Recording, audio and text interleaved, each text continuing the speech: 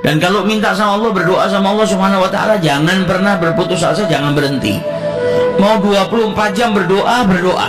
Mau banyak permintaannya, banyak permintaan, gak apa-apa. Justru itu Allah senang ketika setiap hamba itu memohon kepada Allah.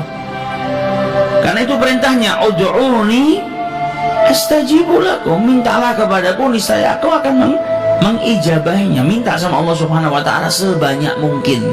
Datang bulan Dzulhijjah, ya Rabb, ini hamba-hambamu yang mendapatkan taufik daripadamu, ya Rabb, mereka semua engkau berikan kemudahan untuk menunaikan ibadah haji, maka aku mohon kepadamu, ya Rabb, di tahun yang akan datang, jangan pikirkan tahun depan apa mungkin saya bisa haji. Wong katanya harus antri dulu, jangan pikirkan itunya, jangan suudzon sama Allah, jangan putus asa. Kalau Allah punya mau, semuanya bisa.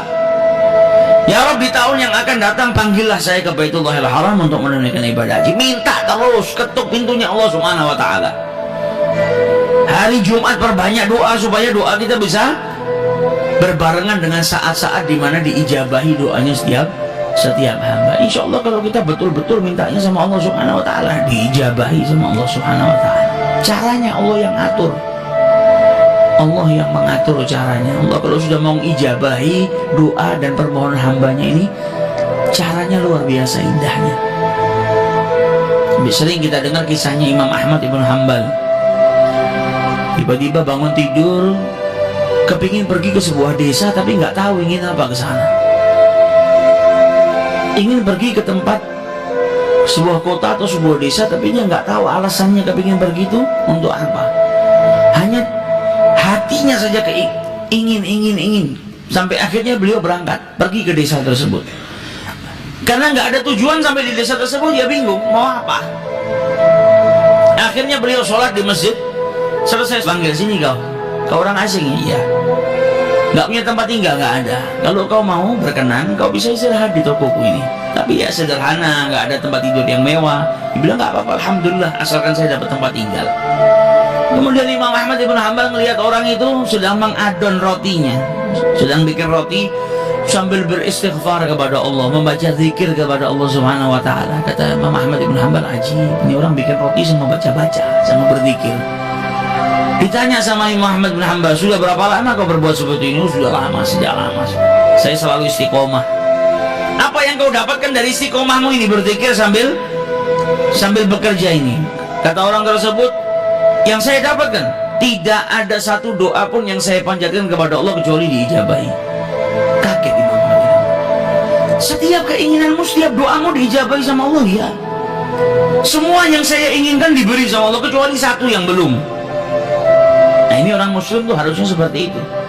Jangan mengatakan doanya nggak diijabahi, tapi belum diijabahi. Karena Allah bilang apa? Ud'uni astajibu lakum. Kalau nggak baik sama Allah diganti. Jadi bukan nggak diijabahi, tapi diganti sama Allah Subhanahu wa ta'ala dengan yang lebih baik. Maka Imam Ahmad bin Hanbal bertanya, apa yang belum diijabahi sama Allah Subhanahu wa ta'ala? Apa doa yang kau panjatkan yang belum diberi sama Allah? Dia bilang apa? Saya ini sangat cinta kepada Imam Ahmad ibn Hanbal. Saya kepingin ketemu. Sampai detik ini tapi saya belum ditakdirkan oleh Allah Subhanahu wa ta'ala untuk berjumpa dengan seorang ulama besar yang namanya Imam Ahmad ibn Hanbal. Imam Ahmad ibn Hanbal ketika mendengar itu langsung bertakbir. Pantas dari kemarin saya ingin datang ke desa ini, tapi nggak tahu tujuannya untuk apa. Nggak tahu kenapa hati ini terdorong ingin pergi ke desa ini. Nggak ada tujuannya. Ternyata hati saya digerakkan oleh Allah hanya karena Allah mau mengijabahi doanya pembuat roti ini. Ini yang berdoa sama Allah dikasih keistimewaan apa? Nggak perlu dia pergi jauh-jauh ke kotanya Ahmad ibn Hanbal. Nggak perlu dia bersusah payah untuk berjumpa dengan Imam Ahmad ibn Hanbal. Kalau sudah doa seseorang diijabahi sama Allah, Allah punya cara yang istimewa. Imam Ahmad ibn Hanbalnya dikirim ke tokonya, ketemu nggak pakai susah.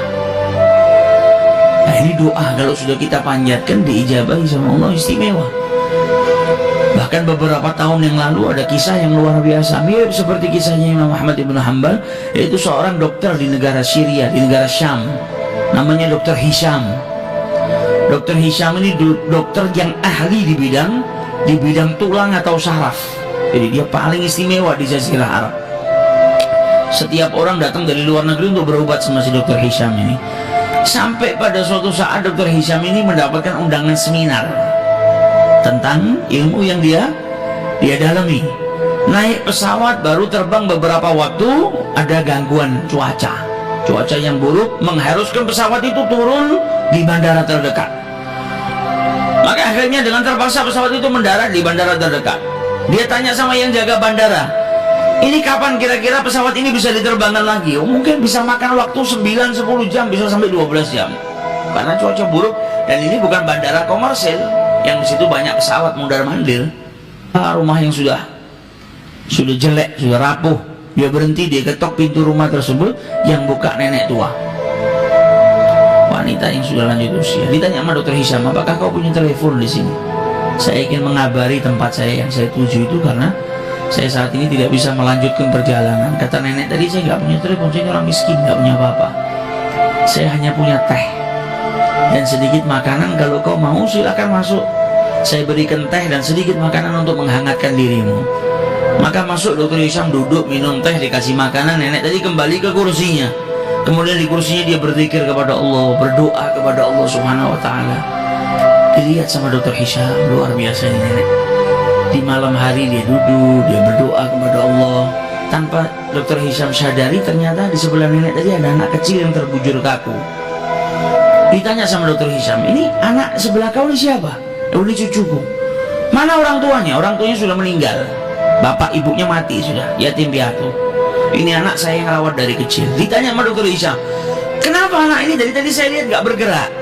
Maka dijawab oleh nenek tadi, ya anak saya punya kelainan, ada penyakit di tulangnya atau di sarafnya yang menjadikan sekujur tubuhnya gak bisa bergerak. Dan kata orang-orang di sini gak ada yang bisa menyembuhkan penyakit anak saya kecuali dokter terkenal namanya Dr. Hisham, ada di negara Syam. Tapi apalah daya, saya orang miskin, gak punya apa-apa. Untuk pergi ke kota yang dekat saja saya nggak mampu, apalagi naik pesawat ke negara lain ngobatkan cucu saya nggak mampu. Tapi saya punya Allah. Kalau Allah sudah punya mau, nggak ada yang nggak bisa. Makanya saya terus mohon kepada Allah Subhanahu wa Ta'ala. Maka Dr. Hisham mendengar ucapan nenek tadi, badannya gemetar. Ya Allah, ternyata pesawat gak bisa melanjutkan perjalanan, turun di bandara darurat. Saya naik mobil pun gak bisa melanjutkan perjalanan, diberhentikan sama Allah di rumah nenek tua ini. Ternyata semua kejadian ini hanya untuk mengabulkan doa nenek tua ini yang tidak pernah berputus asa memohon kepada Allah Subhanahu wa Ta'ala.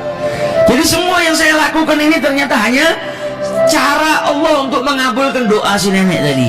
Nah, ini istimewanya orang kalau sudah doa, gak perlu mikirkan caranya kita orang. Ini nenek gak perlu ngumpulkan duit, gak perlu terbang bawa cucunya susah payah, gak perlu mengikut antri dapat nomor sekian supaya mengobatkan cucunya. Dokter Hishamnya dikirimkan oleh Allah Subhanahu wa Ta'ala ke rumahnya. Maka dari itu jangan putus asa. Kalau kepingin berangkat haji, jangan matematika. Dari mana uangnya? Dari mana uangnya? Minta sama yang punya dunia dan seisinya. Kalau Allah sudah mau menakdirkan kita, ngundang kita, nggak ada yang mustahil. Akan dikirimkan rezeki oleh Allah Subhanahu wa Ta'ala ke rumah kita dan kita pun bisa berangkat menunaikan ibadah haji.